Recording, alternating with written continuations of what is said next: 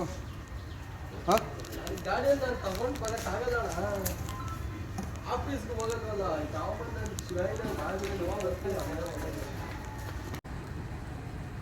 ಅದು ಗೋಡನಾ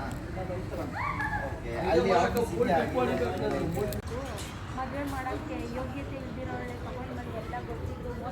ಎಲ್ಲ ಗೊತ್ತಿದ್ದು ಅದು 7 ದಿನ ನೀವು ಮೋಸ ಮಾಡಿಬಿಟ್ಟು ನನ್ನ ಜೀವನನೇ ಹಾಳು ಮಾಡಿಬಿಟ್ಟು ಅಂತ